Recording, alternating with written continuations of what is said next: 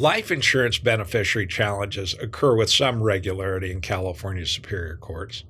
Timeliness is critical in contesting a life insurance beneficiary designation or life insurance beneficiary claim.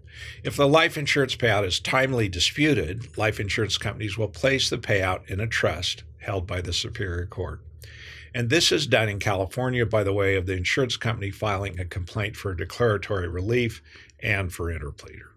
The complaint will name the parties who claim rights to the policy. The complaint will acknowledge that the life insurance company is liable for payment on a particular life insurance policy. The complaint will identify how the company has received communications from competing parties. The life insurance company will ask the superior court for a judgment, discharging it from any further liability, order its life policy canceled, and requiring the named defendants to litigate the dispute between themselves. The dispute between the parties, the defendants in the interpleader action, will often revolve around claims that the current beneficiary used undue influence on the insured to change the originally intended beneficiary. Litigation regularly involves policy owners who were diagnosed with dementia and in a precarious state of health.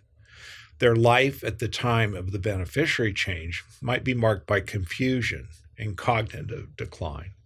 Particular cognitive decline often includes something called financial impairment.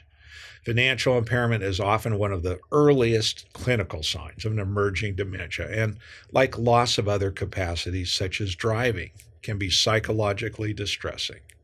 Such impairment often includes accusations that people are stealing their money, confusion about missing bank funds, failure to pay bills, and marked difficulty in executing financial skills such as writing checks or managing assets or keeping records.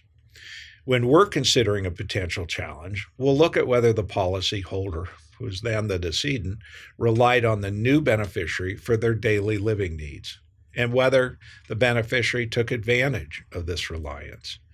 Deathbed beneficiary changes are particularly suspect. The California Elder Abuse Act protects elders by providing heightened remedies that encourage private enforcement of laws against abuse and neglect.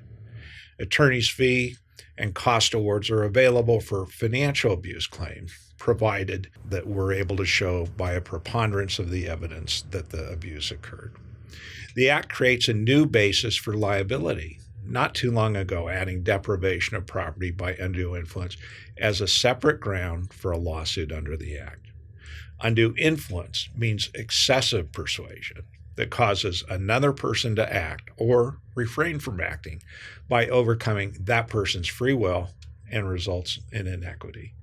The determination of undue influence includes a number of factors. We start with the vulnerability of the victim. And evidence of vulnerability may include, but it's not limited to, incapacity, illness, disability, injury, age, education, impaired cognitive function, emotional distress, isolation, or dependency, and whether the influencer knew or should have known of the alleged victim's vulnerability. The next factor is whether the influencer had some kind of apparent authority over the victim. Evidence of apparent authority may include, but it's not limited to, status as a fiduciary, family member, care provider, healthcare professional, legal professional, spiritual advisor, expert, or some other qualification. The next factor includes the consideration of the actions or tactics used by the undue influencer. And evidence of actions or tactics used may include, but again are not limited to, all the following: controlling the necessaries of life, medication, the victim's interactions with others, access to information, or even sleep. Use of affection, intimidation, or coercion. Initiation of changes in personal or property rights. Use of haste or secrecy in effecting those changes.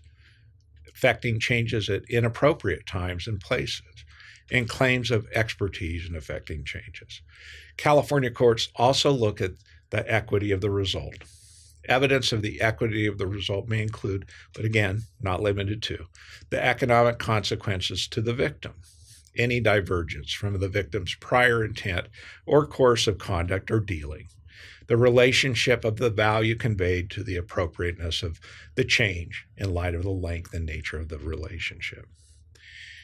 It's important to note that evidence of an inequitable result without more is not sufficient to prove undue influence.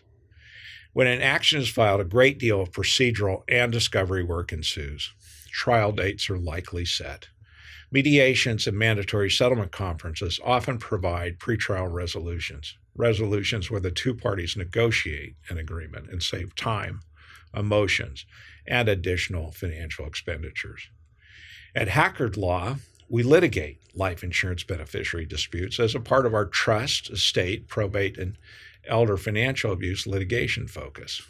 We take significant cases where we think that we can make a substantial difference, and there is a wrongdoer who can be made financially accountable for their wrongdoing or breach of duty.